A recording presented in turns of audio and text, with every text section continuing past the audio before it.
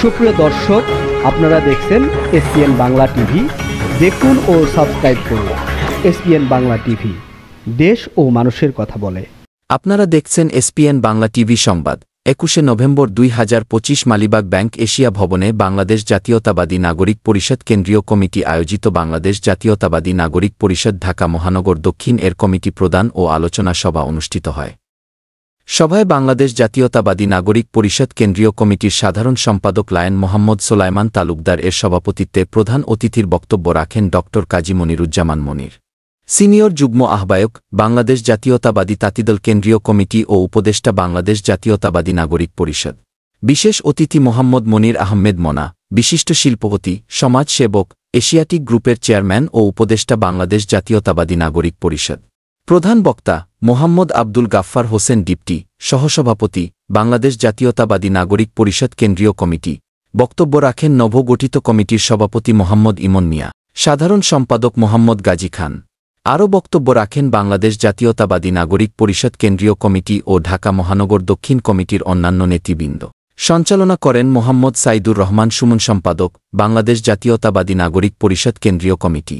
আলোচনা সভায় বাংলাদেশ জাতীয়তাবাদী নাগরিক পরিষদ ঢাকা মহানগর দক্ষিণ এর মোহাম্মদ ইমন মিয়াকে সভাপতি ও মোহাম্মদ গাজী খানকে সাধারণ সম্পাদক, মোহাম্মদ মনিরুল ইসলাম মনির সিনিয়র সহ সভাপতি, মোহাম্মদ মুজিবর রহমান সিনিয়র সহ সভাপতি, মোহাম্মদ তসলিম সিনিয়র সহসভাপতি, মোহাম্মদ হাকিম সহসভাপতি, মোহাম্মদ লিটন সহসভাপতি, মোহাম্মদ মাসুম হাওলাদার সহসভাপতি, মোহাম্মদ বাচ্চু ফকির সহসভাপতি, মোহাম্মদ ইব্রাহিম সহসভাপতি, মোহাম্মদ জসিম ফকির সিনিয়র সাধারণ সম্পাদক, মোহাম্মদ রহিম মিয়া সহসাধারণ সম্পাদক, মোহাম্মদ রাসেল সহসাধারণ সম্পাদক, মোহাম্মদ কামাল হোসেন সাংগঠনিক সম্পাদক, মোহাম্মদ শাওন শিকদার সহসাংগঠনিক সম্পাদক, মোহাম্মদ আমিনুল ইসলাম সহসাংগঠনিক সম্পাদক, মোহাম্মদ জহিরুল ইসলামকে দপ্তর সম্পাদক করে 201 সদস্য বিশিষ্ট কমিটির নাম ঘোষণা করা হয় ও কেন্দ্রীয় কমিটি কর্তৃক অনুমোদিত কমিটির তালিকা হস্তান্তর করা হয়। এই 201 সদস্য বিশিষ্ট কমিটি ঢাকা মহানগর দক্ষিণে আগামী দিনে নেতৃত্ব দিবেন। এসপিএন বাংলা টিভি দেখুন, লাইক করুন, শেয়ার করুন, সাবস্ক্রাইব করুন, আমাদের সঙ্গে থাকুন। সাংবাদিক আজিজুল হক মিন্টুর প্রতিবেদন। পরিচালনায় সাংবাদিক আজিজুল হক মিন্টু। বাংলাদেশে যা কইরে গেছে, শেখ হাসিনা লুটপাট করা, তার দল লুটপাট করার পর আমরা বাইসে আছি কেন? ওনার সেই কাজের জন্য কি কাজ? এক হলে জনশক্তি রপ্তানি করছে। এই যে একজন লোক বিদেশদের টাকা আনে, ওই টাকাগুলো আমাদের এইখানে আসে, তাই না? এরপর গার্মেন্টস ফ্যাক্টরি করছে, কেটা করছে? জিয়াউর রহমান। এরপর পাশাপাশি আমাদের মহানগর দক্ষিণ কমিটির উদ্দেশ্যে আমি বক্তব্য দেব না, ছোট্ট করে দুটি কথা বলব। বাংলাদেশ জাতীয়তাবাদী নাগরিক পরিষদ আপনাকে দেওয়ার কিছু নাই, আপনাকে দিয়েছে একটা প্ল্যাটফর্ম, রাজনীতি করার মতো একটা সম্মানিত অবস্থান। আর আপনি এই সংগঠনকে যে পাশে থাকবেন, আমরা মূলত আমাদের যে গঠনতন্ত্রটা এটা ইমন ভাইকে দেয়া আছে। আসলে মূলত আমরা সবাই জাতীয়তাবাদী আদর্শে বিশ্বাসী। এই জাতীয়তাবাদী আদর্শে যারা বিশ্বাসী না, তারা আমরা এই সংগঠনে ইনভলভ হতে পারবো না। বাংলাদেশ জাতীয়তাবাদী দল বিএনপি সহ দেশের গণতন্ত্রকে ফ্যাসিস্ট হাসিনা হত্যা করেছিল, সেই সময়টায় বাংলাদেশ জাতীয়তাবাদী দল বিএনপি নামে কোনো সংগঠন বা কোনো সংগঠক, কোনো কর্মী রাজপথে কাজ করার মতো কোনো পরিবেশ ছিল না সেই